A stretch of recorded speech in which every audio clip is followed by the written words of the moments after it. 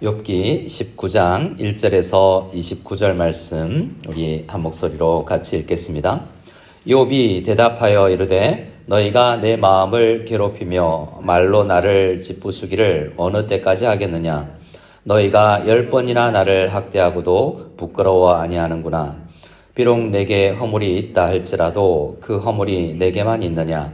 너희가 참으로 나를 향하여 자만하며 내게 수치스러운 행위가 있다고 정언하려면 하려니와 하나님이 나를 억울하게 하시고 자기 그물로 나를 에워싸신 줄을 알아야 할지니라. 내가 폭행을 당한다고 부르짖으나 응답이 없고 도움을 간구하였으나 정의가 없구나. 그가 내 길을 막아 지나가지 못하게 하시고 내 앞길에 어둠을 두셨으며 나의 영광을 거두어 가시며 나의 관모를 머리에서 벗기시고 사면으로 나를 허르시니 나는 죽었구나. 내 희망을 나무 뽑듯 뽑으시고 나를 향하여 진노하시고 원수같이 보시는구나. 그 문대가 일제히 나와서 길을 도두고 나를 치며 내 장막을 둘러 진을 쳤구나. 나의 형제들이 나를 멀리 떠나게 하시니 나를 아는 모든 사람이 내게 낯선 사람이 되었구나. 내 친척은 나를 버렸으며 가까운 친지들은 나를 잊었구나. 내 집에 머물러 사는 자와 내 여종들은 나를 낯선 사람으로 여기니 내가 그들 앞에서 타국 사람이 되었구나. 내가 내 종을 불러도 대답하지 아니하니 내 입으로 그에게 간청하여야 하겠구나. 내 아내도 내 숨결을 싫어하며 내 허리의 자식들도 나를 가련하게 여기는구나. 어린아이들까지도 나를 업신여기고 내가 일어나면 나를 조롱하는구나. 나의 가까운 친구들이 나를 미워하며 내가 사랑한 사람들이 돌이켜 나의 원수가 되었구나. 내 피부와 살이 뼈에 붙었고 남은 것은 겨우 잇몸뿐이로구나. 나의 친구야, 너희는 나를 불쌍히 여겨다오. 나를 불쌍히 여겨다오. 하나님의 손이 나를 치셨구나. 너희가 어찌하여 하나님처럼 나를 박해하느냐. 내 살로도 부족하냐. 나의 말이 곧 기록되었으면 책에 쓰여졌으면 철필과 납으로 영원히 돌에 새겨졌으면 좋겠노라.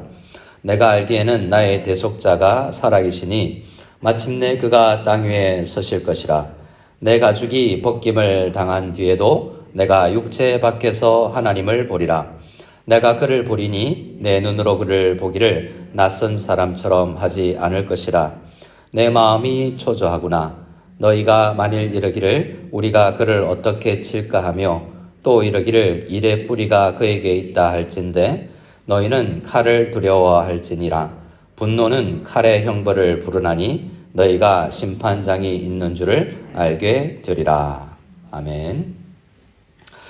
욥기 말씀 전체가 그렇지만 특별히 오늘 말씀은 외롭고 아프고 힘겹고 미래가 없는 자들, 그런 막막한 사람들을 우리가 서로 성도들이 어떻게 대해야 할지에 대해서 묵상하게 합니다.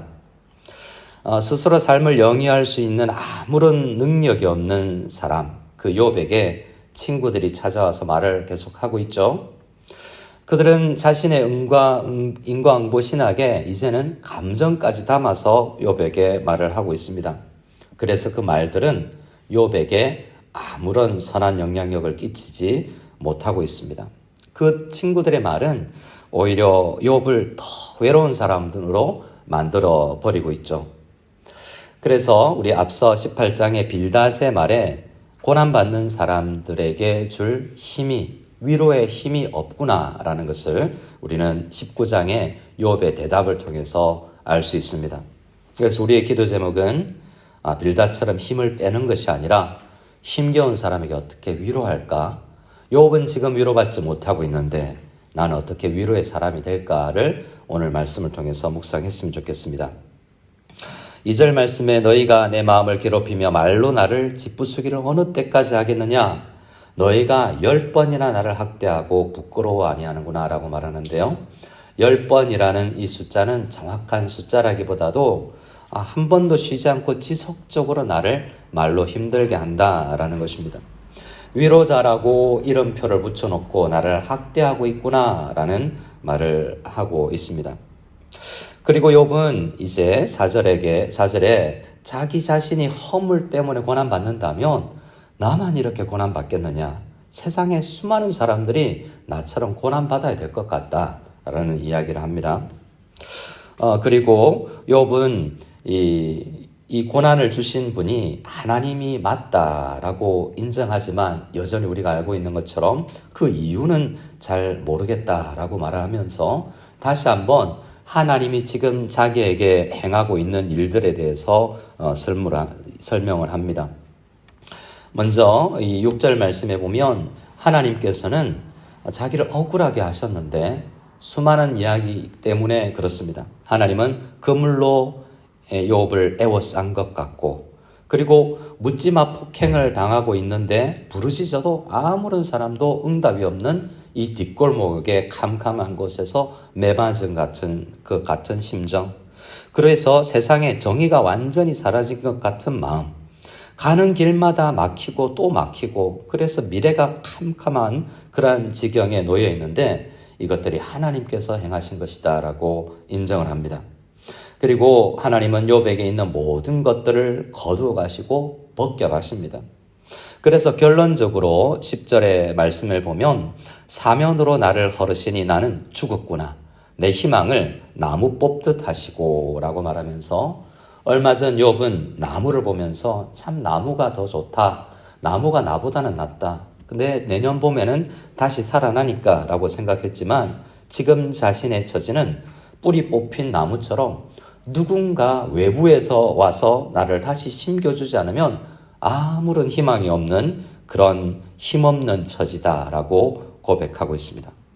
내 안에서 힘이 나지 않고 내 스스로 나를 도울 수 없다라는 것이죠. 11절에 나를 향하여 진노하시고 결국 또 한 번 원수같이 하나님이 나를 보는 것 같다라고 이야기합니다.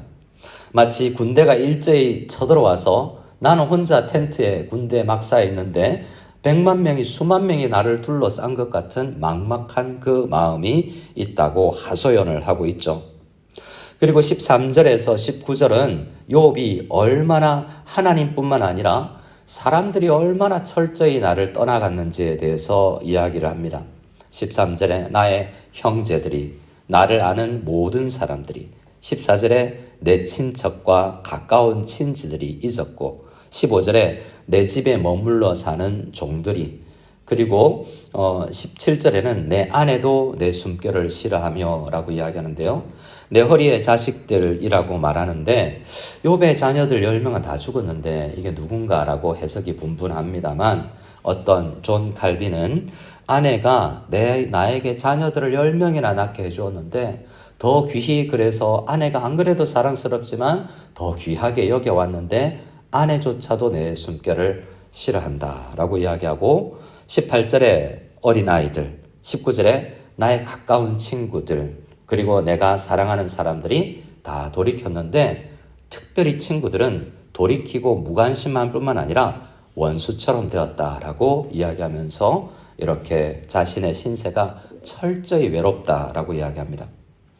이제 이후의 말씀에 보면 우리가 잘 알고 있는 고엘이라는, 오늘 말씀 안에서는 대속자라고 번역이 된 25절에 고엘이라는 단어가 나오는데요. 구약시대에 고엘은 이렇게 철저히 외로운 사람들을 도와주어라 라고 하나님께서 우리 백성들에게 제도로 주신 것입니다. 오늘 여기 기록된 13절에서 19절까지 나오는 사람들은 어떤 면에서 하나님이 그런 외로운 욥 같은 사람들에게 고엘이 되어주어라, 돕는 사람이 되어라. 결혼을 못한 아내, 남편이 없는 사람은 결혼을 해주고, 그리고 돈이 없으면 돈을 주고, 종으로 팔렸으면 돈을 써서 다시 그를 사와라 라고 그런 사명을 받은 사람들인데 그 사명을 못하고 있는 것을 보게 됩니다. 그래서 더욱 외롭죠. 근데 우리는 이 속에서 우리는 생각해야 될 게 있습니다. 하나님은 철저히 때로는 이유 없는 욥에게도 사람들을 떠나가게도 한다는 것입니다. 많은 경우에 우리가 잘못해서 사람이 떠나죠. 그래서 외롭죠. 그런데 하나님이 이유가 어떠하든 사람들을 내 옆에서 떠나보내게 하는 것은 우리로 하여금 하나님께로 더욱 가까이 나오게 하심이라는 것을 묵상해야 됩니다. 욥도 그렇죠. 고린도후서 1장을 보면 고난 속에 있는 성도들, 특별히 사역자가 이야기하는데요. 바울은 우리가 아시아에서 당한 환난을 너희가 모르기를 원치 아니한다라고 이야기하고, 그때 얼마나 힘들었냐면 힘에 겹도록 심한 고난을 당하였고 살 소망까지 끊어졌었다라고 이야기합니다.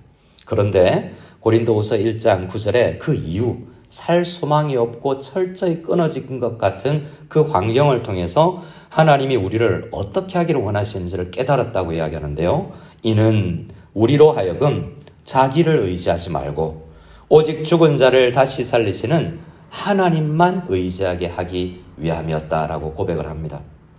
욥에게도 그렇습니다. 철저히 사람들이 아내조차도 떠나갔지만 사람 의지하지 않고 나 자신도 의지하지 않고 오직 외부에서 유일하게 나를 위로하고 도와주실 분, 그 하나님을 가까이 함이 나에게 어떤 것보다 큰 복이라는 것을 깨닫도록 하기 위함이다라는 것도 우리는 묵상해야 됩니다. 그러나 외롭죠. 21절에 친구야 나를 좀 불쌍히 여기다오. 나를 불쌍히 여기다오. 2번 간구하면서 이 간절한 바람을 가지고 있는데요. 사실 이 욥의 바람은 욥만이 가진 것이 아니지 않습니까? 우리도 그렇지 않습니까? 우리 모든 영혼들은 무엇이 필요합니까? 우리는 긍휼이 필요하고 위로가 필요한 존재입니다. 이 원통함이 이 세상에서 해소되지 않는다면 23절에 이 내 마음이 책에 기록되었으면 좋겠다. 철필로 오래가는 돌에 새겨졌으면 좋겠다라고 이야기하는데요. 어떤 면에서 이 욥의 소원은 들어졌습니다. 우리가 그 마음을 지금 기록된 글로 읽고 있지 않습니까? 하나님은 사람의 성도의 원통한 마음을 알고 계시고 듣고 계셔서 기록되었으면 좋겠다라는 이 마음을 들어주셔서 기록되게 하셨습니다. 우리가 기도할 하나님은 우리의 기도와 간구와 간절한 바람과 우리의 소원을 들어주시는 분이라는 것을 믿고 이 아침에 나아가야 됩니다. 근데 결국 그래서 욥은 결론을 내립니다. 하나님이 나를 이 속에 놓았다라고 이야기하지만 결국 나의 이 모든 고난을 허락하신 하나님 밖에 나의 위로자가 없다라고 이야기합니다. 환경에 희망이 없지만 결국 하나님께만 희망을 두고 있습니다. 그것이 25절이죠. 내가 알기에는 나의 대속자가 살아계시니 마침내 그가 땅 위에 서실 것이라 라고 이야기합니다. 언젠가는 자신이 당한 일을 일일이 설명해 주면서, 아니 때로는 말이 필요 없고 안아주시고 눈물 닦아주면서 위로해 주실 것이다 라는 확신으로 나아가고 있습니다. 그래서 27절에 지금 나는 온 세상이 나를 낯선 사람처럼 보고 떠나가고 외면하고 있지만 그분만은 나를 낯설게 여기지 않고 친근하게 나를 안아주실 것이라고 고백합니다. 우리 하나님은 우리를 멀리하지 않고 오늘 이 아침에 기도할 때 우리의 기도를 들어주시고 우리의 고엘이 되어주셔서 우리를 위로해 주실 것입니다. 그 하나님을 이 아침에 꼭 만나야 됩니다. 28절 29절에는 이렇게 이야기합니다. 너희는 여전히 나의 죄 때문에 내가 고난당한다고 생각하는구나. 그런데 너희는 성급히 판단 내리지 마라. 22절처럼 하나님만이 재판장인데 너희가 재판장의 자리에 앉지 않기를 바란다. 우리 모두 다 재판장에게 서서 아무리 우리가 성도들이 옆에 사람들이 자기 죄 때문에 고난을 당하여도 우리가 가져야 될 자세는 비판하고 정죄하는 자세가 아니라 누가복음 6장에 예수님의 말씀처럼 너희 아버지가 자비로우신 같이 자비로운 자가 되라. 용서하라. 정죄하지 말라. 안아주라. 품어주라. 긍휼력이라. 이것이 우리의 기도의 제목이 되었으면 좋겠습니다. 즐거워하는 자들과 함께 즐거워하고 우는 자들을 품어줄 수 있는 하나님이 우리의 고엘이시지만 우리도 성도들에게 서로 고엘이 되는 가난한 자, 불쌍한 자, 고아 그들에게 고엘이 되어주기를 간절히 바라며 아침에 기도로 나아가는 우리 모두가 될 수 있기를 소원합니다.